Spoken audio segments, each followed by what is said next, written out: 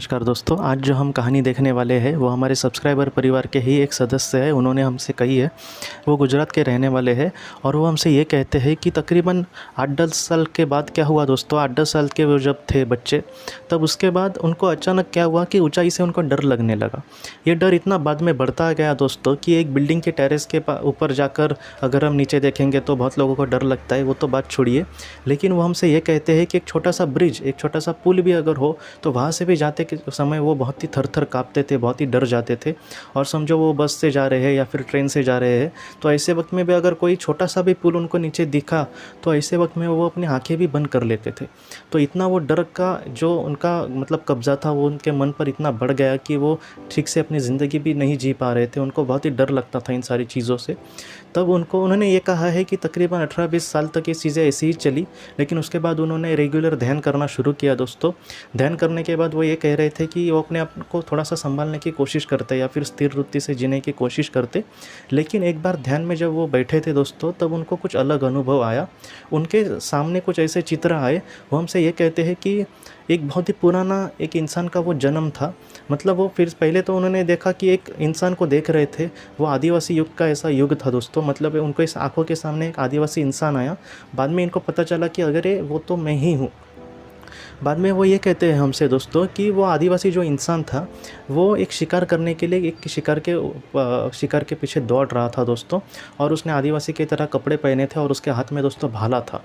और वो जो शिकार को पकड़ रहा था उसमें जाते समय इनका पैर फिसल गया और बाद में वो नीचे नीचे गिरते गए दोस्तों।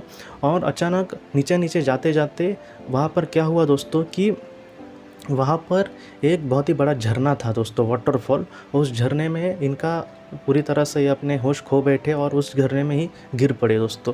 और झरने में गिरने के बाद इनका जो सर था दोस्तों वो एक पत्थर को टकरा गया और उस वक्त ही वो इस दुनिया से चले गए। वो जो आदिवासी इंसान था दोस्तों, उसका जो अंत था वो इस तरह से हुआ था इनका एक जन्म में। तो इसके लिए वो ये कहते हैं कि ये जो ऊंचाई से डर है या फिर जिस तरह से वो आदिवासी इंसान नीचे गिरते वक्त बहुत ही डर गया था कि वो अब नीचे गिरने वाला है, उसके साथ क्या होगा पता नहीं। तो इस वजह से वो ये कहते हैं कि इनके भी मन में आज भी वो डर उसी तरह से बैठा है। हालांकि ये जो जीवन था वो बहुत ही पुराना जीवन था, लेकिन फिर भी उसकी जो यादें थी उनके आत्मा के मन में उसी तरह से ताज़ा थी दोस्तों। और इस वजह से वो ये कह रहे थे कि और उसकी जो उम्र थी वो तकरीबन 20-25 साल ही थी जब वो आदिवासी इंसान इस दुनिया से चला गया था। और इन्होंने भी यही कहा है कि तकरीबन उसी वक्त तकरीबन अपने एज के उसी उम्र में उन्होंने इन सारी चीज़ों का बहुत ही ज़्यादा अनुभव किया था, या फिर वो सारी जो चीज़ें थी वो उनके सामने इसी तरह से उजागर हुई कि उनके सामने ये सारी चीज़ें क्यों हो रही है, क्योंकि एक जन्म में वो इसी तरह से ऊंचाई से नीचे गिरकर उनकी मौत हो गई थी दोस्तों। तो आज की कहानी हमें यही सिखाती है दोस्तों कि कभी कभी आत्मा के जो पहले के दुख है वो कभी कभी बाद में भी उनके सामने आ सकते हैं। लेकिन जब इंसान को पता चलता है कि ये सारी चीज़ें उनके साथ क्यों हो गई है, तब उसको सारे सवालों के जवाब मिलते हैं और वो अच्छी तरह से जीने की कोशिश कर सकता है। इसके बाद वो तुरंत ही ऊंचाई से डरने नहीं लगे, ऐसा नहीं। अभी वो थोड़े से ठीक है, लेकिन वो अब यही कहते हैं कि वो अब इतना नहीं डरते जितना पहले डरते थे, या फिर मन में जितना पहले खौफ था उतना अब उनके मन में नहीं है। लेकिन फिर भी वो यही कहते हैं कि आज भी अगर एक झरना अगर उनके सामने लाया तो वो थोड़े से डरते हैं, या फिर उनको वो सारी जो यादें हैं या फिर वो झलक है वो उनके आंखों के सामने आ जाती है दोस्तों। तो पहले की जन्म की जो यादें हैं दोस्तों वो कभी कभी हमारे सामने ऐसे उजागर आई तो हमें बहुत सारे सवालों के जवाब मिल सकते हैं और हमें बहुत मदद मिलती है अपने दुख से उभरने के लिए दोस्तों। आज की इस कहानी को लेकर अगर आपके कोई भी सवाल हो तो आप ज़रूर पूछें, जितना हो सके मैं उसका आपको जवाब देने की कोशिश करूँगा। हम अपनी अगली वीडियो में मिलते हैं। आप अपने परिवार का ख्याल रखना। आपका बहुत बहुत धन्यवाद। ज़िंदगी की रोशनी ये संस्था ऐसे लोगों के लिए काम करती है जिन्होंने किसी अपने को खोया है या फिर जो लोग अपनी ज़िंदगी में बहुत ही ज़्यादा दुखी है। जो लोग इस संस्था से जुड़ते हैं उनको तकरीबन 50 किताबें भेजी जाएगी उनके व्हाट्सएप पर या फिर ईमेल पर।